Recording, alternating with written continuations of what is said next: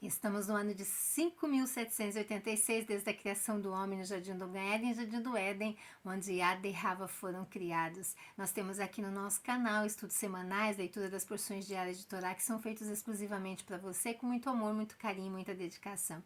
Que o Eterno abençoe a tua vida, a tua casa e a tua família, aí onde você estiver, aqui no Brasil ou fora dele, lá no sul, no norte, no leste, no oeste, enfim, aonde você estiver, que o Eterno alcance a tua vida e os desejos do teu coração sejam realizados na presença dele. Se você está aqui pela primeira vez, eu te faço um convite, fica comigo até o finalzinho desse vídeo, assista primeiro tudo ele, e aí lá no final, se você gostou, então vai lá, deixa teu like, curtida, comentários, enfim, se inscreva no canal se assim você desejar, seja mais uma luz brilhando em meias trevas, porque nós juntos vamos muito mais longe, somos mais fortes, vamos mais longe, levando a palavra aí para uma sociedade que está afastada desse amor, que não conhece, na verdade, o amor do Eterno, que é tão sublime e maravilhoso, que tem nos dado e derramado sobre nós da sua graça e da sua perdão, da sua misericórdia, né? E tem provido para nós aquilo que nós precisamos. Então, faça isso. Eu, Nara Chaves, aqui no Torá e Prosa, e a todos vocês inscritos aqui no canal. Beijo lindo no teu coração, com muita sinhá, muita emuná, muita kavaná, muita parnassá e muita shalom e um Shabbat Shalom antecipado, mas já estamos aí assim sentindo o movimento do Shabbat chegando, do dia sagrado. E hoje vamos falar sobre Shabbat.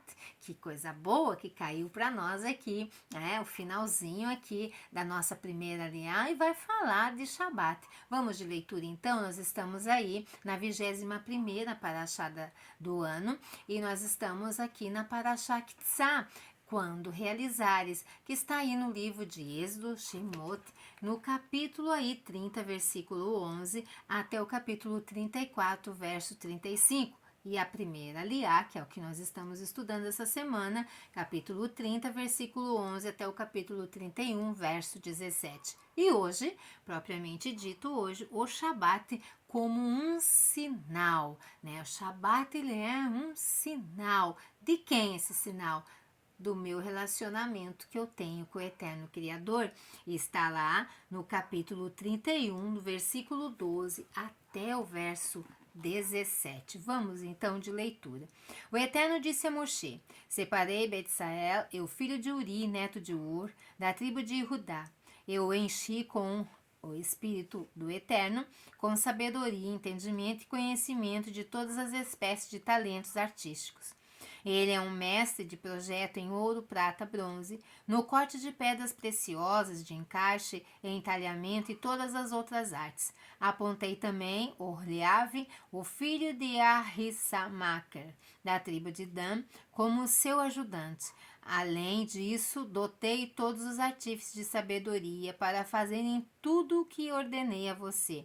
A tenda do encontro, a arca do testemunho, a cobertura da arca sobre ela, todos os utensílios da tenda, a mesa e seus utensílios, a menorá pura e todos os seus utensílios, o altar do incenso, o altar das ofertas queimadas e todos os seus utensílios, a bacia e sua base, as roupas para os oficiais, as roupas sagradas de Aharon, o Corém, e as roupas de seus filhos para que eles sirvam no ofício do Corém, o óleo da unção, o incenso de ervas aromáticas para o lugar sagrado. Eles devem fazer tudo como eu ordenei a você. O Eterno então disse a Moshe: Fale ao povo de Israel que guarde os meus Shabbatot, pois este é um sinal entre mim e você por todas as suas gerações, para que saibam que eu sou o Eterno, que os separo para mim. Portanto, Guarde meu Shabat, pois ele foi separado para vocês. Quem o tratar como algo comum deve ser executado, pois quem realizar algum tipo de trabalho, nele deverá ser eliminado do povo. Realizem seu trabalho em 6 dias, mas no 7º dia é Shabat, para descanso absoluto, separado para o Eterno. Quem realizar qualquer trabalho no dia de Shabat será executado. O povo de Israel deverá guardar e observar o Shabat em todas as gerações como uma aliança perpétua. Ele é um sinal entre mim e o povo de Israel para sempre. Pois em 6 dias o Eterno fez o céu e a terra, mas no 7º dia parou de trabalhar e descansou. Então, nós vemos aqui a importância que tem este sinal entre o Eterno e os seus filhos. Após detalhar, então, a construção do Mishkan e todos os seus componentes, o Eterno designa aqueles que ficarão encarregados dessa obra. Eis que chamei pelo nome Betsalel, filho de Uri, filho de Hur, da tribo de Judá. Eu enchi do Espírito do Kadosh Baruhu em sabedoria, em entendimento, em conhecimento e em toda sorte de trabalho, para elaborar obras da arte, para trabalhar em ouro, prata, cobre, para lapidar pedras, para engaste, para retalhar madeira, para trabalhar em toda sorte de trabalho. Eis que designei a ele a Oliabe, filho de Aquisamaqueque, da tribo de Dan. Betsalel e Oliabe supervisionarão uma equipe de artesãos sábios que farão a tenda da reunião. Então essa era, o seu ofício deles ali. Eles iam cuidar. Para isso o Eterno os encheu de sabedoria, como um artista, que iam moldar as pedras, eles iam moldar a madeira para a construção ali. Eles iam ficar ali como orientadores, mas dotados de sabedoria para executar a obra do Eterno. Ninguém, nenhum de nós, irmãos, precisa temer ou ter medo quando o Eterno nos chama para uma missão, porque Ele é fiel quando Ele nos chama. E se Ele nos chama, Ele vai nos capacitar. Nós não somos capacitados, nós somos pessoas inteligentes, com habilidades naturais, para fazermos aqui e vivemos na terra. Mas quando se trata de algo da parte do Eterno, nós precisamos, se nós temos um chamado, o Eterno nos deu uma missão espiritual, o Eterno também capacita para que a gente possa fazer. Senão nós não temos como fazer, porque são coisas espirituais.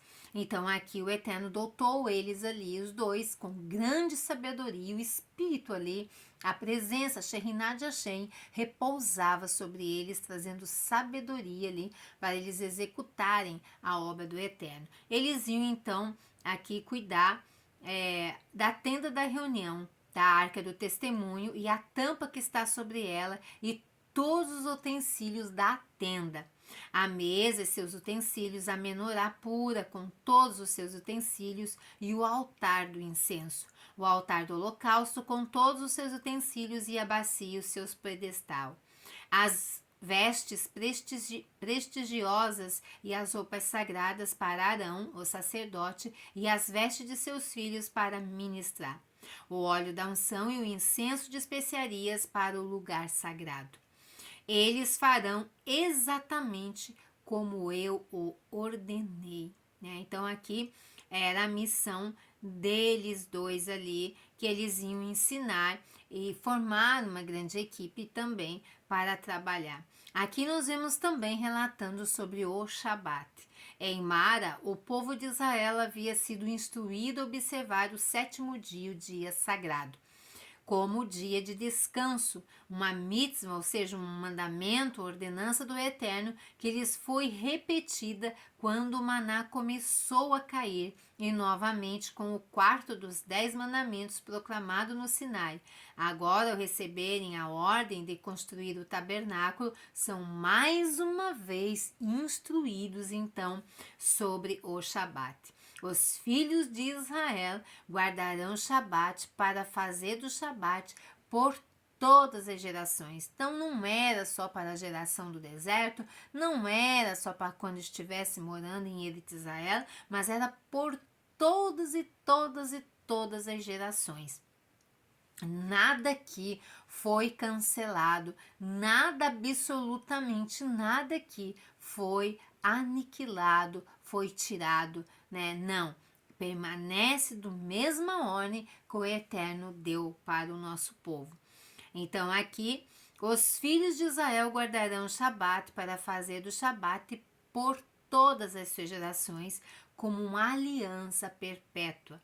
É um sinal entre mim e os filhos de Israel para sempre, porque em 6 dias o Eterno fez os céus e a terra, e no 7º dia ele cessou e se revigorou.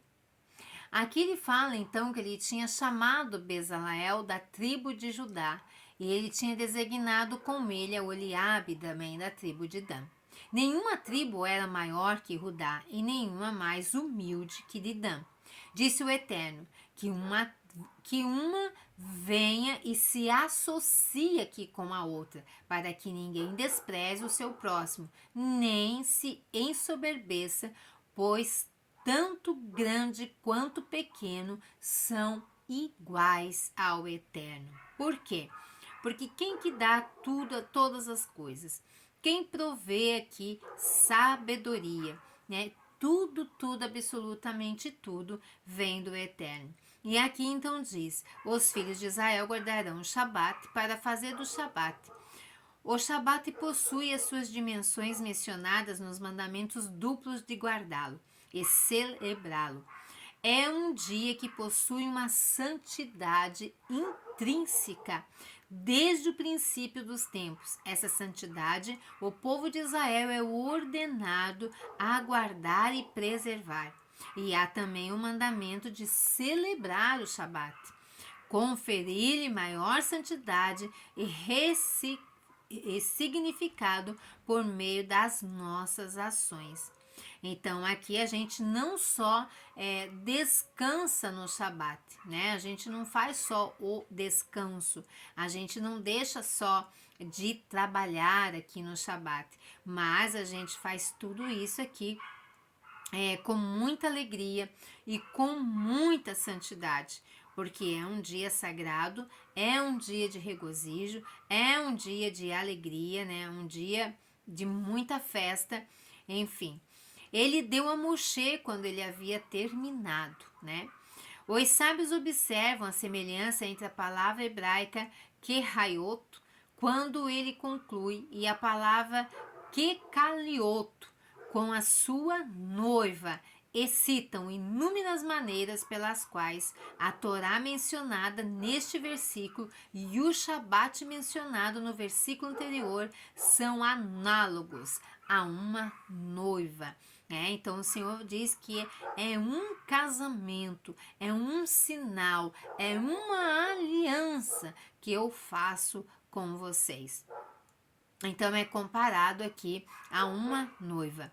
O rabino Shimon ben Lakish disse: se alguém profere um discurso sobre a Torá e este não é tão agradável para os ouvintes como a noiva, é para o seu esposo.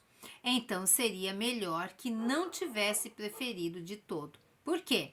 Porque quando Elohim deu a Torá a Israel, ela era tão preciosa para eles quanto uma noiva é para o seu esposo, como está escrito, e deu a Moshe a Torá.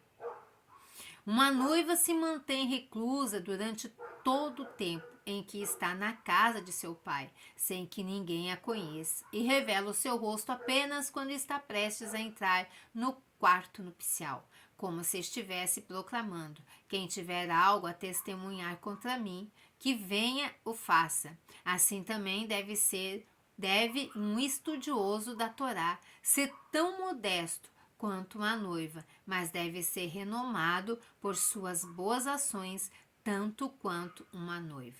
Nós vemos aqui o que o Midrash vai dizer para nós. Assim como a noiva chega ao encontro do noivo, bela, adornada, com joias, perfumada, assim também o Shabat chega para nós do povo de Israel. Assim como o noivo se veste com suas melhores roupas para receber a noiva, assim o Ihudim também recebe o Shabat. Assim como o noivo é mimado e dispensado do trabalho durante todos os seus dias de núpcias, assim também é o judeu no Shabat. Ele entregou a Moshe, quando terminou de falar com ele no Monte Sinai aqui, 2 tábuas do testemunho. Isso significa que quando Elohim entregou as tábuas a Moshe, o povo já havia feito então o bezerro de ouro.